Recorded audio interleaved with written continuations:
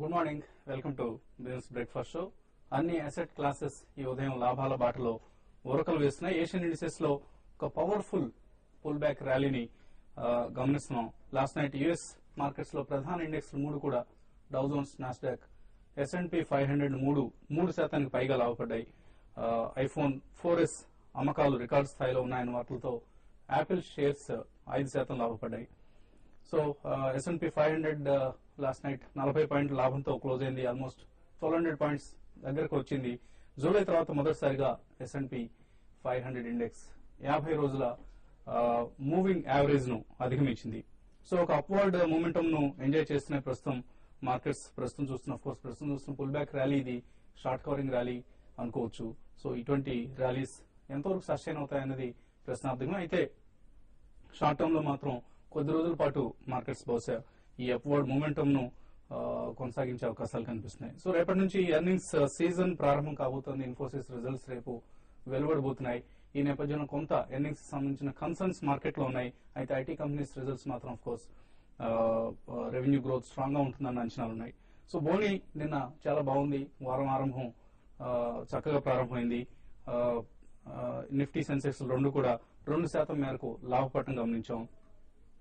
అయితే ఈ ఏడాది మొదటి 9 నెలల్లో ఎఫ్ఐలు మన మార్కెట్స్ నుంచి సుమారుగా $4 బిలియన్ లాగేశారు లేదా వెనక్కి తీసుకున్నారు. సో మార్కెట్స్ ఓవర్ సోల్డ్ పరిస్థితిలో ఉన్నాయి. అటు ఎఫ్ఐలు మనీ వెనక్కి వెళ్లడంతో పాటు డొమెస్టిక్ ఇన్స్టిట్యూషనల్ ఇన్వెస్టర్స్ కూడా అంత అగ్రెసివ్ గా బయింగ్స్ ముందుకు రావటం లేదు. ట్రేడర్స్ ఇదే అదనంగా షార్ట్ సెల్స్ ఎక్కువగా చేస్తున్నారు.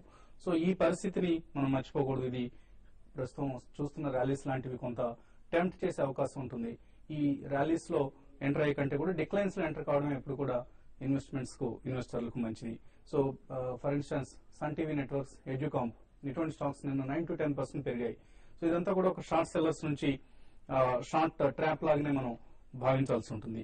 సో టాటా మోటార్స్ లాంటి న్యూస్ డ్రివెన్ స్టాక్స్, అలాగే ఐటీ ప్యాక్ కూడా ఒక స్ట్రాంగ్ నిన్న రెవెన్యూ గ్రోత్ ఉంటుందన్న అంచనాలతో లాభపడటం గమనించాం. అలాగే ఇండియన్ రూపీ డిప్రిషియేట్ కావడం కూడా ఐటీ కంపెనీస్ కు కలిసి వచ్చే అంశం. లాస్ట్ ఫ్యూ డేస్ లో ఆల్మోస్ట్ 1 month లో రూపీ 10% డిప్రిషియేట్ కావడం గమనించాం. అలాగే కమోడిటీస్ లో పరిస్థితి గమనిస్తే క్రూడ్ ప్రస్తుతం తిరిగి బ్రెంట్ క్రూడ్ $109 కి చేరింది. నైమెక్స్ క్రూడ్ కూడా $85 పైన ట్రేడ్ అవుతోంది. అలాగే లాస్ట్ నైట్ మన మార్కెట్స్ లో ఎన్సీఎక్స్ లో క్రూడ్ 4186 దగ్గర క్లోజ్ అయింది. ఇక గోల్డ్ తిరిగి 1682 మార్క్ దగ్గరకు వచ్చింది. నిన్న ఒక రోజులోనే 2% పైగా లాభపడింది గోల్డ్. సో ఈ స్థాయి దగ్గర కన్సాలిడేట్ అవుతోంది. ఇక్కడ నుంచి బహుశా పెరిగే అవకాశం ఉంటుందని మనం గత కొద్ది రోజులుగా అనుకుంటూనే ఉన్నాం. సో ఇదే గోల్డ్ లో ప్రస్తుతం కనిపిస్తోంది. మన మార్కెట్స్ లో ఎన్సీఎక్స్ లో 26,700 దగ్గర నిన్న క్లోజ్ కావడం గమనిస్తున్నాం బంగారాన్ని.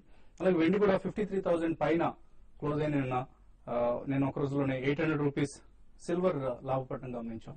సో ఆల్మోస్ట్ అన్ని అసెట్ క్లాసెస్ లోనూ లాభాలు గమనిస్తున్నాయి. ఇవాళ ఈ మొమెంటం కొనసాగుతుందా లేదన్న అంశంపై మాట్లాడేందుకు అనలిస్ట్ సిద్ధంగా ఉన్నారు. సో ఎక్కడ రెసిస్టెన్స్ ఎదురవుతుంది అనుకుంటున్నారు? నిఫ్టీకి సంబంధించి 5200 మార్క్ క్రాస్ చేసే అవకాశాలు ఉన్నాయి.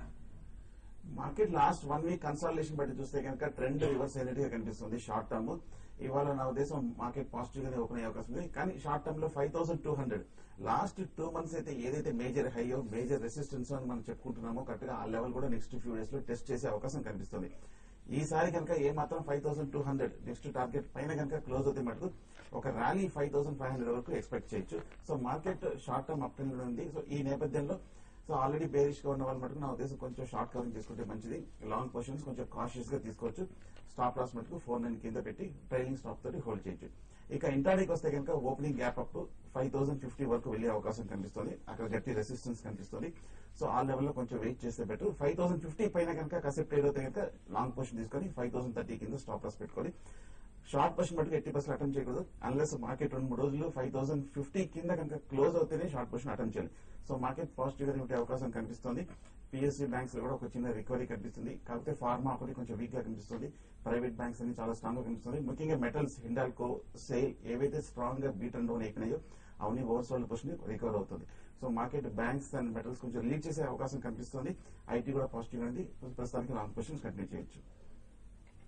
సో మ్యూచువల్ ఫండ్స్ మార్కెట్ లో పరిస్థితి ఎలా ఉంది? ఇప్పుడు బాండ్ ఈల్డ్స్ తగ్గుతూ వస్తున్నాయి డెట్ స్కీమ్స్ సంబంధించి. అలాగే ఈక్విటీ మార్కెట్స్ లో చిన్న పుల్ బ్యాక్ ర్యాలీస్ గమనిస్తున్నాం.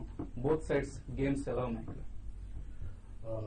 మీరు అన్నట్టుగా ఐ థింక్ ఈ వొలటిలిటీ ఏదైతే ఉందో మార్కెట్ లో ఐ థింక్ మ్యూచువల్ ఫండ్స్ కి కొంచెం పాజిటివ్ రిటర్న్స్ వచ్చాయి. Last 1 week 10 days positive returns వచ్చే అవకాశం ఉంది. But don't get put out with, ఎందుకంటే ఈ పుల్ బ్యాక్ ఏదైతే ఉందో ప్రాబ్లీ ఒక వెయిట్ చేసిన తర్వాత ఇన్వెస్ట్ చేయడం బాగుంటుంది. ఎప్పుడైనా డిక్లైన్స్ లో ఇన్వెస్ట్ చేస్తే బాగుంది, but ultimately systematic investment plan మరి ఏదైతే అంటున్నామో I think that is the most important critical decision someone has to make to really enter into market. అదే మాదిరిగా డెట్ అన్నట్టు ఎస్ పాజిటివ్ రిటర్న్స్ వస్తున్నాయి. ఇప్పుడు నెక్స్ట్ 1 year వరకు కూడా ఈల్డ్స్ బాగానే ఉన్నాయి. Probably someone wants fixed maturity plans కానీ షార్ట్ టర్మ్ ఇన్కమ్ ఫండ్స్ కానివ్వండి, ఈ డెట్ ఫండ్స్ లో ఇన్వెస్ట్ చేస్తే చాలా మంచి రిటర్న్స్ వచ్చే అవకాశం ఉంటుంది. But if you look into probably mutual funds అనుకోండి, I think most of the funds కొన్ని 50% of the funds have increase their cash allocation. అంటే this is basically 2 things. One is opportunities కోసం ఎదురు చూస్తున్నాయి mutual funds, ఒక reason ఒకటి. ఇంకొకటి redemption pressures కూడా ఏదైతే ఉంటున్నాయో ఈక్విటీ ఫండ్స్ లో నుండి దానికోసం కొంచెం క్యాష్ పెట్టుకున్న ఎగ్జాంపుల్స్ మనకు చాలా మ్యూచువల్ ఫండ్స్ కూడా వెయిట్ చేస్తున్నాయి. అనదర్ ఇండికేటర్ ఏంటంటే మనకు I think lot of new fund offers ఏదైతే వస్తున్నాయో ప్రాబ్లీ డెట్ పరంగా కానివ్వండి, గోల్డ్ ఫండ్స్ కానివ్వండి, I think this is one indicator that they have to mobilise additional funds in the market. So recent గా probably HDFC has come out with a gold fund. ఇంతకు ముందు కోటక్ కానివ్వండి, ఇంకా వేరే other funds కానివ్వండి, gold funds కూడా launch చేశాయి. ఈ గోల్డ్ ఫండ్స్ లో కూడా ఇది ఫండ్ ఆఫ్ ఫండ్స్ బేసికల్ గా, ఎందుకంటే ETFs ద్వారా ఇన్వెస్ట్ చేస్తుంటారు కాబట్టి దీనిలో కూడా ఒకటేసారి కాకుండా రెగ్యులర్ స్టాగర్డ్ ఇన్వెస్ట్మెంట్స్, ఒక ₹1,00,000 పెట్టదలుచుకుంటే probably in 4 installments or 10 installments పెట్టుకుంటూ వెళ్తే gold funds will give you better return over period of time. So equities asset allocation మీకు ఏదైతే రిస్క్ క్యాపిటల్ ఏదైతే ఉందో అది ఎలా అలొకేట్ చేస్తారో I think based on your risk profile మీరు అలొకేట్ చేసుకోవాలి. Otherwise debt also probably conservative investors కి డెట్ చాలా ఇంపార్టెంట్ కాబట్టి షార్ట్ టర్మ్ ఇన్కమ్ ఫండ్స్ కానివ్వండి, ఫిక్స్డ్ మెచ్యూరిటీ ఫండ్స్ కానివ్వండి, or 1 year fixed maturity plans ఏవైతుందో అవి అలొకేట్ చేసుకుంటూ వెళ్ళాలి. సో బోత్ ఆపర్చునిటీస్ ఉన్నాయి కాబట్టి మీకు ఐ థింక్ ఒక individual investor I think risk appetite, risk profile determine చేసుకున్న తర్వాత ఇన్వెస్ట్ చేయాలి. ఓకే అండి. సో SGX నిఫ్టీ సుమారుగా 40 పాయింట్ల లాభంతో 5040 దగ్గర ట్రేడ్ అవుతుంది. 5000 పైన నిఫ్టీ ఇవాళ ఓపెన్ అయ్యే అవకాశాలు కనిపిస్తున్నాయి. ఒక పాజిటివ్ ఓపెనింగ్ మనం ఎక్స్పెక్ట్ చేయొచ్చు. మురళీకృష్ణ ఫస్ట్ కాలర్ లైన్ ఉన్నారు. మురళీకృష్ణ గారు, హలో హలో. నమస్తే సార్. నమస్తే, చెప్పండి. మురళీకృష్ణ పలుకండి సార్. నా దగ్గర Exide Industries and Max India ఉన్నాయి సార్. ఎక్సైడ్ ఇండస్ట్రీస్ 168 లో కొన్నాను సార్. అది 350 షేర్లు తీసుకున్నాను సార్. అలాగే మ్యాక్స్ ఇండియా 192 లో తీసుకున్నాను సార్. అది 350 షేర్లు తీసుకున్నాను. కొంచెం తగ్గి ఏం చేయమంటారు? యావరేజ్ చేయమంటారు లేకపోతే వేరే షేర్లో తీసుకోమంటారా? Exide Industries and Max India. Exide మటుకు చూస్తే కొంచెం 175 రూపీస్ నుంచి బాగా తగ్గడం జరిగిందండి. 130 లాంగ్ టర్మ్ సపోర్ట్ దగ్గర ఉన్నాము. ఈ లెవెల్లో మీరు డెఫినెట్ గా హోల్డ్ చేయండి. ఫండమెంటల్ కూడా చాలా స్ట్రాంగ్ గా ఉందని ఫండమెంటల్ అనలిస్ట్ కూడా చెప్పడం జరుగుతుంది. సో ఈ లెవెల్ నుంచి పెద్ద డౌన్ సైడ్ రిస్క్ లేదు. మీరు కనుక కొంచెం తీసుకోగలిగితే కనుక కొంచెం కాన్షియస్ గా 125, 130 దగ్గర కొంచెం యావరేజ్ చేసి మళ్ళీ ఎంబడే ఈ ర్యాలీలో 145, 150 మీ కాస్ట్ ప్రైస్ వచ్చే కనుక డెఫినెట్ గా ఆ లెవెల్ మీరు short term two medium term investor అయితే కనుక 150 లెవెల్ ఎగ్జిట్ అవచ్చు. మ్యాక్స్ ఇండియా చూస్తే కనుక పాజిటివ్ గానే కనిపిస్తుంది. One of the bully stock అనమాట. నా ఉద్దేశం మ్యాక్స్ ఇండియా మటుకు మీరు హోల్డ్ చేయండి.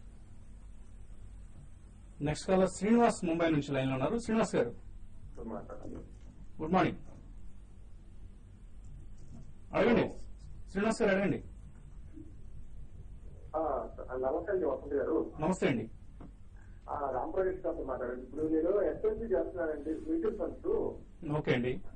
HDFC టాప్ 200 ఒక 2000 నెలకి, అట్లాగే HDFC ఈక్విటీ అదొక 2000 నెలకి చేస్తున్నాను. అట్లాగే ఇప్పుడు నాకు కావాల్సింది లిక్విడ్ స్మాల్ క్యాప్ లో IDFC ప్రీమియర్ ఈక్విటీ తీసుకుందాం అనుకుంటున్నాను. అది మంచిగా కాదా? కాకపోతే కనుక వేరే ఏం తీసుకోవాలి? మంచి స్కీమ్ నే మీరు ఐడెంటిఫై చేశారు. HDFC equity and is multi-cap అండి. So that's a good scheme. So please continue it. If you want to increase, you can increase allocation కూడా increase చేసుకోవచ్చు. HDFC top 200 is a large cap focused fund. That also is a good fund. Continue చేయండి. మీరు ఏదైతే mid cap and small cap IDFC అంటున్నారో I think probably కొంచెం risk ఉంటుంది. But continuously you have to invest for minimum 5 years అండి. If you are sure 5 years ఏదైతే మీరు decision తీసుకుంటారో తప్పకుండా ఇన్వెస్ట్ చేయొచ్చు. So 5 years time you will see good positive returns వచ్చే అవకాశం ఉంటుంది. So 5-year return IDFC Premier ఈక్విటీలో కనుక మనం గమనిస్తే 22%. ఈ కేటగిరీలో mid and small cap equity schemes లో హైయెస్ట్ రిటర్న్ వచ్చిన స్కీమ్ ఇది. మీరు మంచి స్కీమ్ ని ఐడెంటిఫై చేశారు. IDFC premier equity volatile markets ని విడిచిపెడితే కన్సిస్టెంట్ గా మార్కెట్స్ ఉన్న టైంలో మంచి రిటర్న్స్ వస్తాయి. ఇప్పుడు చిన్న బ్రేక్ తీసుకుందాం.